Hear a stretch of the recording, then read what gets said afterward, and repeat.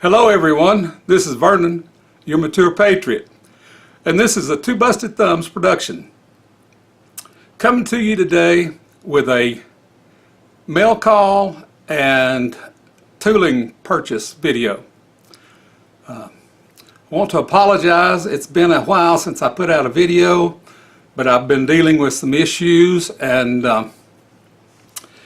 trying to get those worked out. And the doctor's been helpful. We've done a lot of blood work and some other stuff, and we think we've found out what the problem is, and we will be doing better in the future.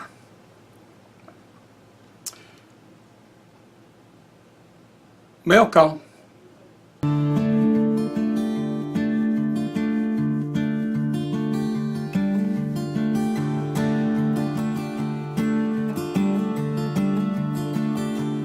Made a friend through my channel, and I've called his. His name is Ron Straub, and you may know him from Flathead Ron's Garage. Now, if you were at the Lathe Bash this summer, you might have met Ron. He was there having a good time, and he has shared with me some of his bounty from the bash. So let's take a look at what Ron has sent me. Well, I hope you can see this and that my portly self is not taking up too much room. At the bash, Ron picked me up some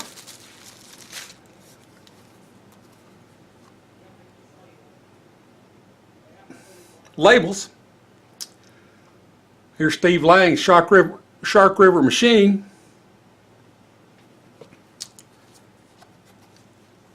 All industrial tool supply. Now, if you haven't seen or used All Industrial Tool Supply, they have some pretty good tools.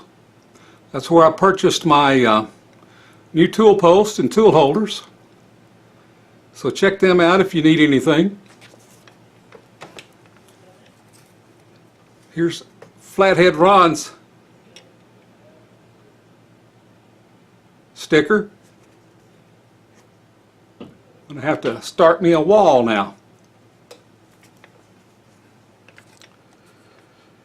And Solid Rock Machine Shop, Steve Barton.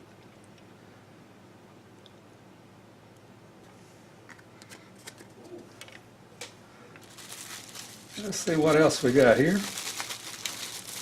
I think I know what this one is. I haven't looked at it yet, but yes, that is a Randy Richards in the shop button. You know, I've said for a long time, after talking with Randy, he's one of the nicest guys I've never met. So all you people that were at the bash, or you know Randy personally, you know what I mean.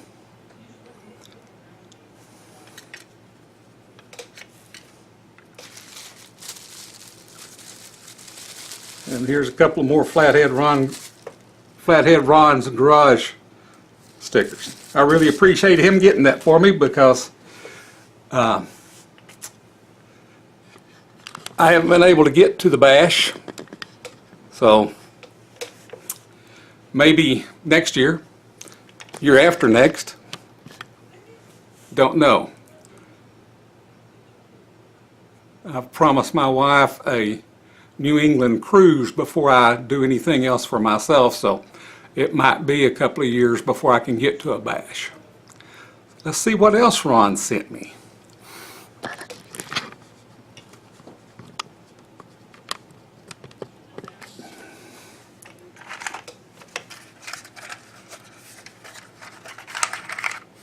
He sent me a nice little deburring tool, which will come in handy. I'll be able to peel some burrs off of things to keep everything in order. And Ron and I have shared some things. There's a couple of things he wanted. There's some things I needed. So Ron has sent me a nice live center. It's a number 3 Morse taper, and his machine doesn't take a number 3, so he decided to go ahead and send that on to me, and he doesn't know how much I appreciate that. It is a Motor Tool Detroit, an EL300 live center. That'll come in handy on my lathe, and I really appreciate Ron for sending me that. He also sent me another number 3 Morse taper live center. This is from the Ready Tool Company of Stratford, Connecticut. It's a R4N live center. Now this live center is a little unique compared to the others I've seen in that this doesn't turn. The entire head turns. That's a little different, a little unique, I thought. So this one, he said, may need a little work. I don't know if you can hear it. There's a little bit of growl in the bearings on it. Just the least bit of roughness. So may have to tear that one down and put new bearings in it. But to Ron, I really appreciate you, Ron. I've been blessed to meet some nice people since I've started my channel. Thank you, sir. Now, if you haven't checked out Ron's YouTube site, it's at Flathead Ron's Garage. He has a very unique milling machine. Now, let's go to some tooling that I have picked up for my shop. This is an SPV SA1E. A lot of you will know what that is, but that is a tapping head. This is made in Sweden. The only problem is it doesn't have any collets with it. Now I've got one collet on the way. I want to look at them and see if it's something I can build in the shop, and that may be a future project that I show on my page. But that is a very nice tapping head. At the same time, the same individual, I picked up a keyless chuck. And this chuck is a 0 to 1.5 with a 33 Jacobs taper. It's a number 2 Morse taper, so I will have to either change that out or use an adapter, which I have some 2 to 3 adapters on the way. And this is a, pardon me,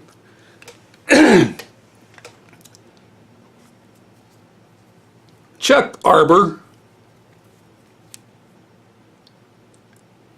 33 Jacobs taper, England, on the arbor there. Now I don't see a name brand on the chuck, so we'll have to let me get back away from the camera some. I didn't realize I was out of frame there. And it also came with a pin hook wrench to open it up if need be. But that was a fairly good score, I thought, on that. Now, these two items I got from a website called Used Machinist Tools for Sale on Facebook. And that was started by James Green, Eagle Dust Off 37. So if you haven't seen that and want to check it out, you can go look at it on Facebook. And it's a closed Facebook page, so if you want to get in on that, contact me and I can recommend you, or contact James Green directly, and he can put you on the site. He's one of the administrators. So I am getting all my tooling and stuff in order for my shop. That same purchase, the individual threw in some counter bores. They'll need a little cleaning, but they all seem to be sharp, so that was a nice little surprise that came with the chuck and the tapping head.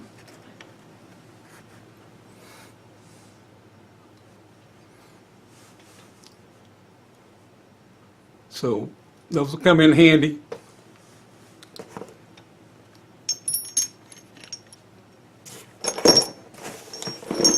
Let's see what else I've come up with.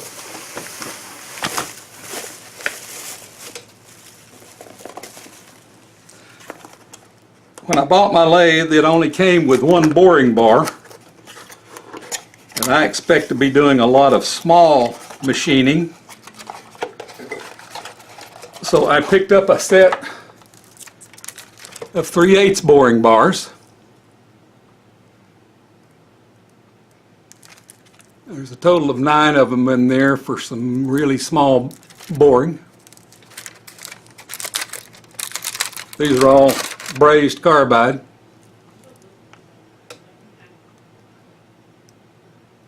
So we'll see how those do once I get everything up and running. I'm still working on the lathe as I can. Like I say, I've had some issues that we think we've got worked out now. That'll let me get back in the shop, get some more work done, try to get everything up and running.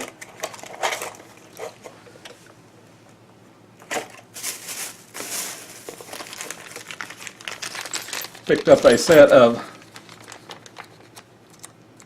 chamfering tools.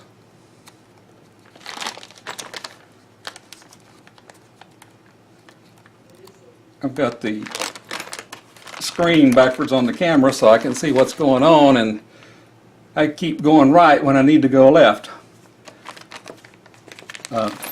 James Dedmond, his channel, he's got his chamfering tools in handles, and he keeps them next to the lathe so that when he needs them he can just grab them up, chamfer the hole, and put them back in his rack. And that's probably what I will do with mine. Now, if you haven't checked out James's website, please look for James. He's got a nice little website. It's called Saw Logs and Plastic Hubs. So it's an itty bitty chamfering tool. Itty bitty.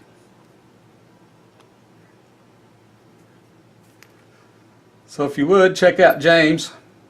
He seems to be a nice individual.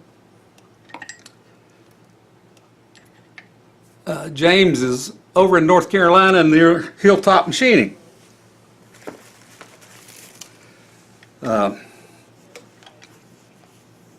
Tom Knopp over at Hilltop, check out his website. He's pretty good. Well, he's got an excellent shop. He just scored a 7-inch Atlas shaper that he's using, or getting it ready to use. He's got to do some welding on some brakes in it that were done in shipment and stuff, so check that out. Picked up some nice little carbide end mills from Banggood. These are number 12. Got those at a pretty good price. They were recommended by Dudley Toolwright. He did a review on them, and if you haven't been to Dudley's channel, Check him out. He does very good machining. Does a lot of QTR, quick tool reviews, those sort of things. So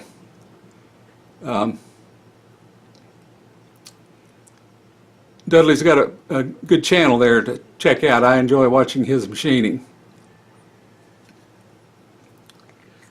Picked up 2 of those. Actually, I picked up 4 of them because I didn't think my order went through, and I ordered 2 more.